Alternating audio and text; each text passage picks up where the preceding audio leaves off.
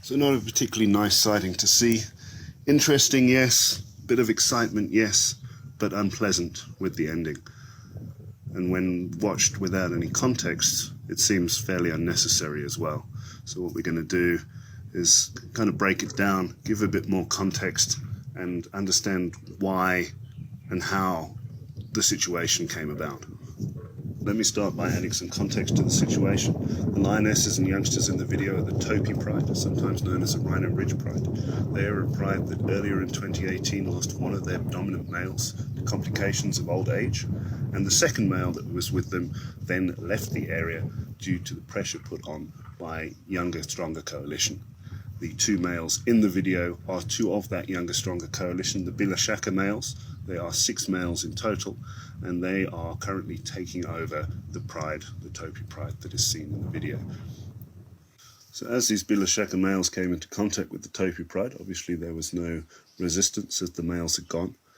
The youngsters of the pride that were sired by the previous males were of varying ages, and quite a few of the older subadults moved off and formed a little splinter group, which we can see here.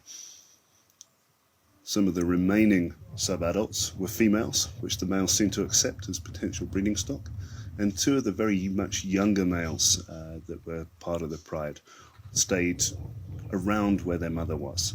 One of those has not been seen for a few months, and the other one is the one featured in the video. So generally the young male here had been staying out of the way of the big males, only joining the females to feed when the big males weren't around. What seems to be the situation here is that the lionesses had made the kill, and the youngster had joined them to eat, and the males had then turned up and taken over the kill. Now, to start with, the females were around the youngster, the males were concentrating on feeding, so he was still safe. Why they didn't move him away at that time, we don't know. So when I started filming, the situation was that lionesses were scattered around everywhere. One big guy on the kill, and the second male lying in the long grass with one of the females. At that point, there didn't seem to be any undue aggression going on. Obviously, the male on the kill was a bit grumpy, defending it from the others, wanted it all to himself, and we thought it was just going to be a nice sighting of a lion eating. After a while, the second male suddenly got up and started stalking around. You can see here that the young subadult male had put his head up in the grass. I think it was at that point they realized that it was a subadult male rather than one of the other younger lionesses. He went stalking around.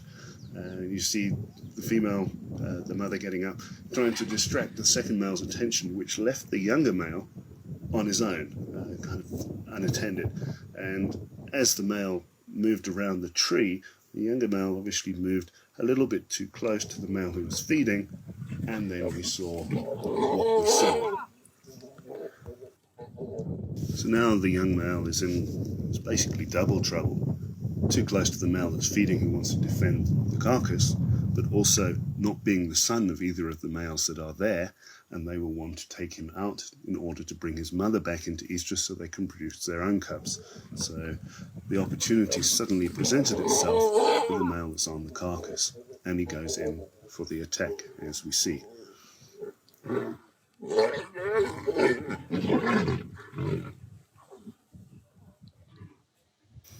So we see the attack, slow it down a little bit here.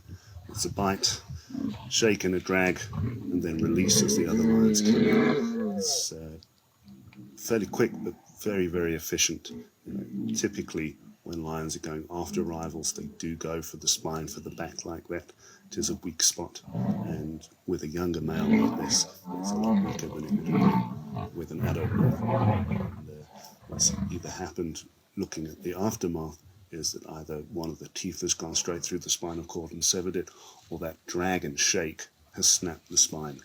Again, just to reiterate the reasoning behind what happened, that young male had gotten too close to the male, gotten the opportunity first to defend the kill, but also to take out a youngster whose mother was spending time looking after him and therefore not mating with the males, the youngster being the son of the previous dominant males, not being or not belonging to the males that were there. Okay, so I think we're fairly clear now as to why the attack happened. But why leave the young male like that? Why did the big male not finish him off? That was a question I saw a lot when the video was first posted on social media. The simple fact is the big male has done his job. He doesn't need to do anything more. The threat is eliminated. The young male is completely immobilized. He's not going to carry on. He doesn't need to waste any more energy on that young male when he's got other things to think about. Now we'll move on to what happened next. The original video just shows the young male dragging his broken body away. There was quite a big time gap between the attack and that particular image, and we'll see some of what was going on here. Now, a lot of people on social media are asking, are the vets going to come, and so on and so on. And yes, the vets were called, but not immediately. The attack happened so quickly, and when you look at the male, there's very little blood. We weren't sure how much injury there was, so we stayed and we watched and waited. We weren't sure if initially it was just sore or if there was something worse. Obviously he was lying there looking sorry for himself. We couldn't see a lot of movement because there wasn't a lot of movement. The lioness next to him with her tail flicking gave some hope because we weren't sure if it was his tail or her tail. Eventually she moved away and we could see, and he tried to roll over, and it was very noticeable that there was something wrong with the back end of his body. And then when he eventually sat up and the back was at the funny angle, then the vets were called. Now, obviously the veterinary team has a very large area to cover. They didn't come immediately because even if they did leave immediately of the call, it would still possibly take a couple of hours to get there. So we weren't there when they actually arrived, but they would have come. They wouldn't have been able to fix him at all. That sort of injury is not fixable, even in a proper hospital, let alone out of the bush. So all they would have done is help him on his way.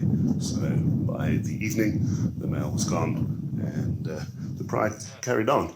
And that's just an unfortunate factor of a male lion takeover. When they do take over a pride, those subs, especially the sub males, are going to be the ones that are targeted to bring the females back into estrus.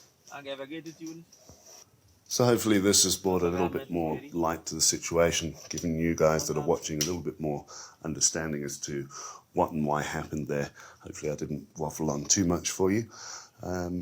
It's a good insight as to what happens during a takeover. It's a good insight as to why only 1 in 6 young males do make it to adulthood, and why a pride prefers having a stronger coalition being in control, because there's less chance of a takeover whilst they're raising cubs. Anyway, that's all we've got.